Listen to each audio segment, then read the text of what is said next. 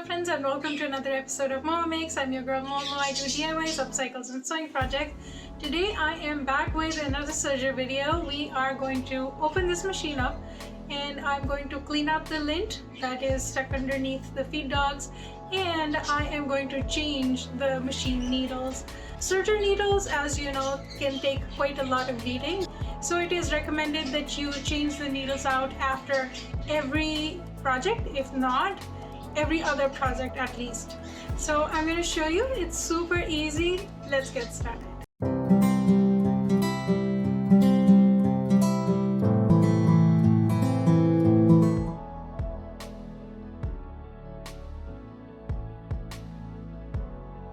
Opening your serger to change the needles is a perfect opportunity to clean the insides.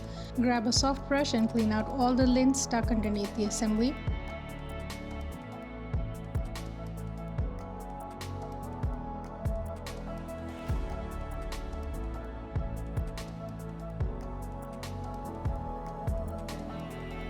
The recommended needle size for serger 1034D serger is 130/705H needles. I use these Oregon brand needles that I ordered in bulk, and since these are fine tip embroidery needles, these can be used in your sewing machine and your serger as well. To save the used needles, I keep an empty pack of machine needles with an X on it. To begin, we are first going to remove the old needles from the machine. Lower down the presser foot to get a bit more room to work with at the bottom. Start by taking the threads and clipping them. Now look at the presser foot assembly. Here you can see a screw inset into the assembly that holds the needle in place. To loosen the screw, look through the supplies that came with the serger. You should be able to find a 2mm Allen wrench. If you don't have this tool, you can use a 2mm hexagonal screwdriver. With the Allen wrench, unscrew the screw. The needles will be loose at this point. Gently pull them down and out.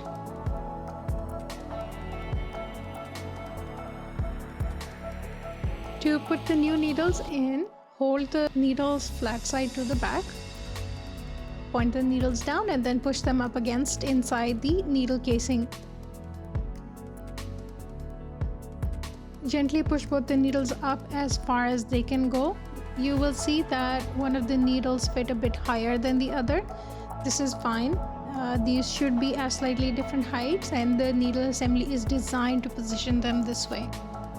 Use your Allen wrench to tighten the screw.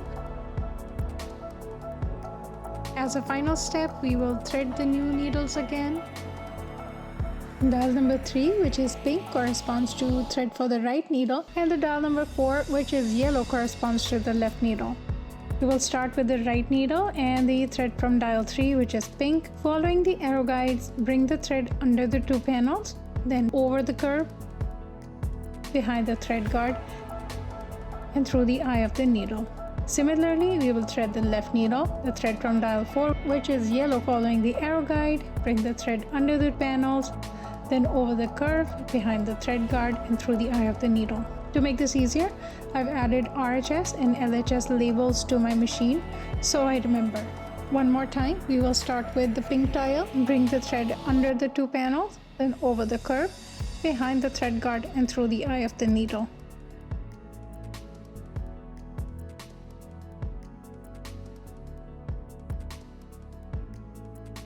We will repeat the same steps for the left needle.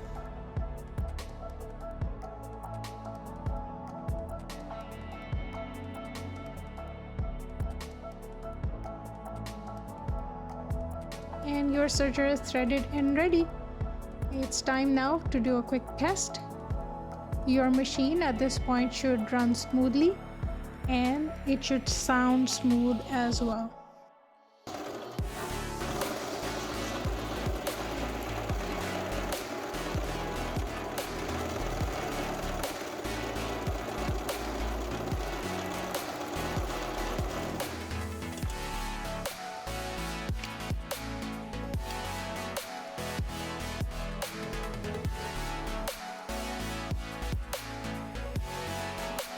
I hope you liked this video. If you did, please consider subscribing. I will also link my other serger video right here. If you haven't watched that video, it shows you step by step how to change out the blades in your serger, and it works for pretty much all the sergers, so it would be very helpful to you. I'll link it right here. Again, thank you for watching, and I'll see you in the next video.